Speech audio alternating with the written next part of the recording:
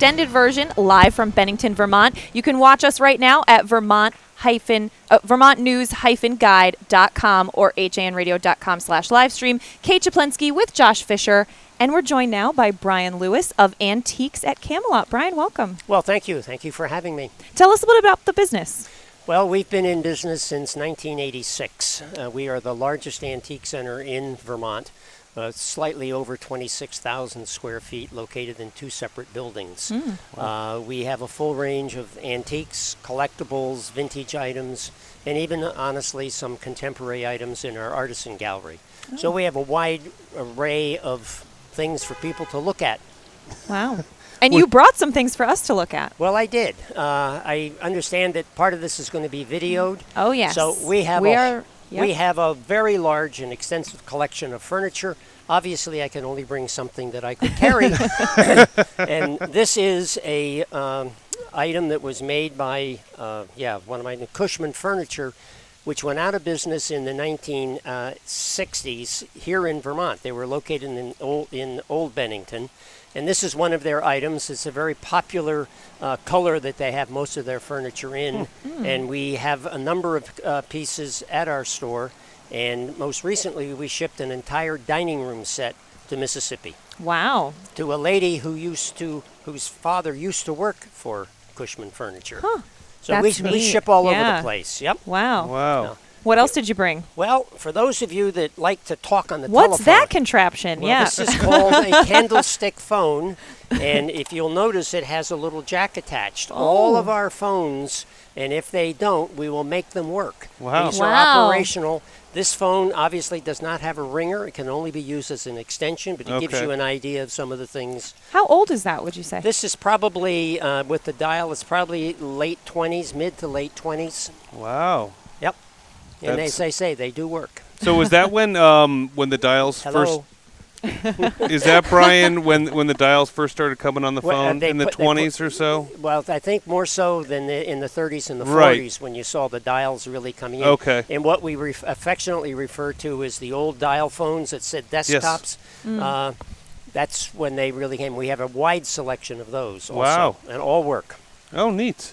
Yep. So what else do we have in here? Well, for the little kids, this is... Or the big kids. Well, for the big kids, this is a vintage Tonka Truck. Wow. Now, this one's a little more expensive because it's more for collectors. Right. We do have a lot of vintage toys that are a lot less expensive than this particular one, which is $130. Wow. Okay. I loved Tonka toys when I was a kid. These are the old tin toys, and we have one collector in particular who displays an awful lot of them. Oh, yeah? We sell Wow. them. Yes. Wow. Okay. Very neat.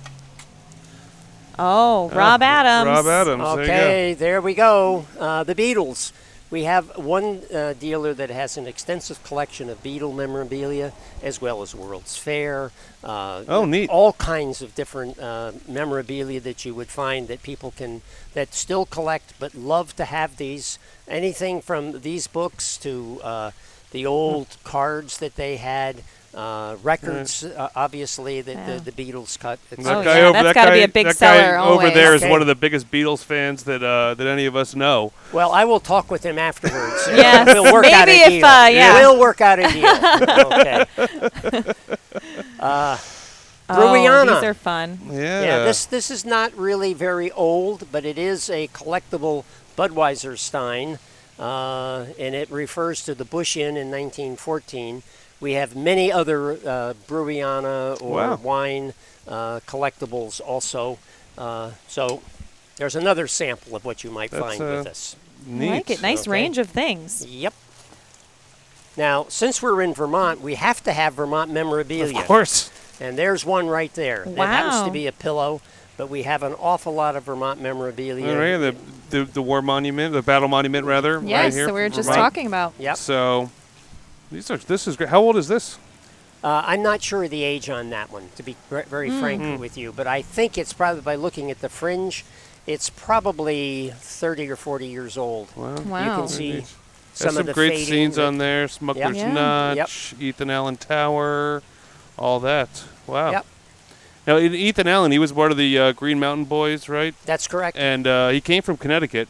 Well, we deny that here in Vermont. Oh, shoot. Sorry about that. We have a highway named after him that runs right through one of our towns where our oldest newspaper is in Ridgefield. As we do also. Yes, so that's great. And he came up here, and they went over to was it Fort Ticonderoga to rescue all those munitions, right from the Brits. And of course, the Battle of Bennington was not really fought in Bennington. Yes, we just learned that today. We just learned that today. Because the streets are lined with 76 flags. Yes. The Battle of Bennington took place in 1777, right? Just over the line. Right.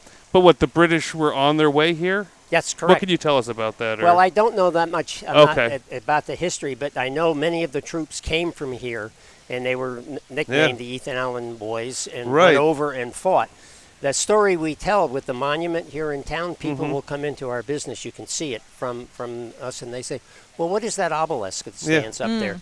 And I look at them with the deadest pan I possibly can. As you haven't heard, they have relocated the Washington Monument for security reasons. and I get people that I get a blank stare, and then they finally realize that, no, that's not possible. Yes. So then they tell them what it's all about it. They have to think about it. That's great. That's great.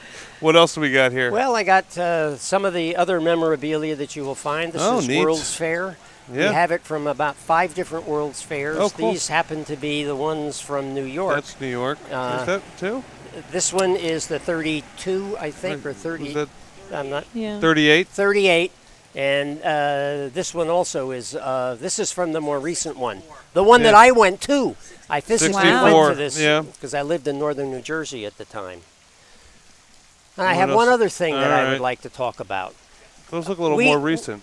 Yes, they are. We like to think that in addition to selling antique and vintage items, by the way, your listeners should be aware an antique is technically something that's 100 years old. Oh, really? And a vintage is more 50 years and older. Okay. And then you get into the ones that are less than 50, and that gets us into the collectible categories, which I was just sharing with you. Interesting. But one of the other things we like to deal with our customers is we preach the 4 R's. In terms of finding a piece of furniture dead on the side of the road that is very structurally sound, well, what can you do with it?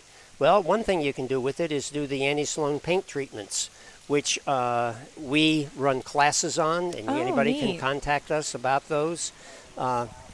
We like to say that in the antique business there are 4 R's. You reuse, you repurpose, you rejuvenate, and obviously you're recycling. Right. So this is one of the things you can do with those other pieces of furniture. Oh, that's really neat. We also run classes for people that want to know how to rejuvenate, since we talk about rejuvenation.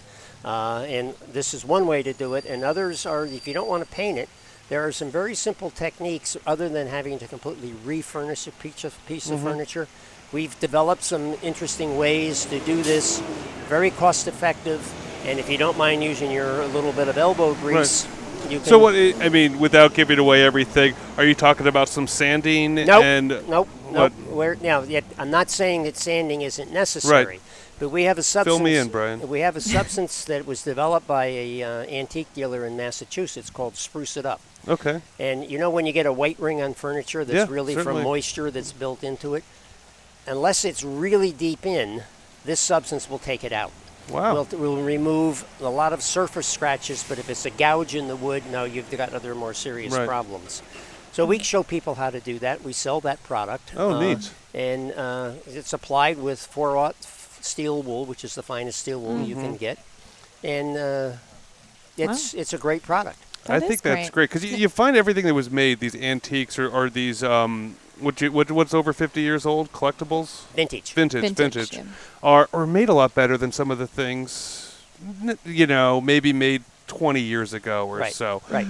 And it's always worth it to reuse it and to figure out a way to recycle it and make it better or make it new again. But then the other thing is most of those antique or vintage pieces of furniture are done with real wood as opposed to the glued on stuff. That's a good point.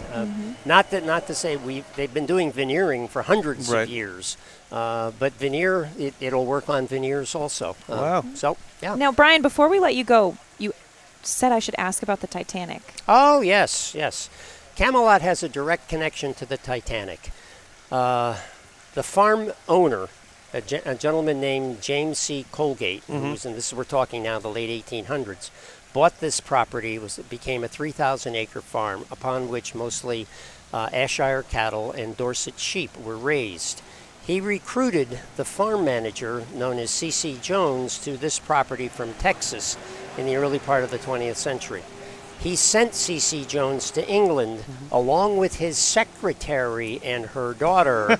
It's the late Victorian era. Right. You had to be careful how you worded things. Oh, yes. And he bought the three of them a first-class ticket on the Titanic. Well, you know what happened. C.C. Jones perished, but his body was recovered, and he's buried here in the First Church Cemetery, along with that poet. What's the poet? Robert Frost. Robert Frost. Thank Yes. you. Drew a blank right there. And I also tell people that if they go there after midnight, they can hear the two of them conversing with one another. No way. I want to do that. Yeah, well, okay. Well, and if you hear them, call me. I'll bring my recorder. Yeah. And so we have a copy of the 1912 Bennington Evening Times, as it was called, posted in our vestibule, chronicling the return of the secretary and her daughter. Wow. Now, do you have any Frost items? Yep, we do. Yes. We do. Okay. Such as? Well, now you're asking me because I've gone through the entire thing. I didn't come prepared to talk about. I'm sorry. Throw him a curveball. Most of them are early editions of his works. Oh, neat. That's great. Oh, wow. That's very great. Very neat. Yeah. I grew up on Robert Frost. My father's obsessed. Okay. So Okay. I had to ask for him. Yeah, well, that's quite all right. Well, again, Brian, just tell people how they can find out more. Well, you can go to our website, antiques@camelot.com, or you can call us at 802-447-0039. We can be found on Google very easily. Just go to Bennington Antiques or Antiques at Camelot, and we always pop up as number one. Excellent. In Google, so you will find us from there. Great. We're located on Route 9 going west out of Bennington, just past the infamous cemetery, which I just talked about. Excellent. Great. Excellent. Sounds like a good trip. Yep, it is. Plan to spend a good half day, because in the 25,000 square feet that we have, you need time to go around and see everything. Wow, definitely, and just another place worth visiting up here in Bennington. Brian, thank you so much for your Brian, time thank today. you for the opportunity to come and share our It's been story. fun. I know. Yeah. Thanks for bringing all the stuff too. Yep. Well, thank you. You have to lug it back now. Well, that's okay. It's not that heavy. Good. Thank you.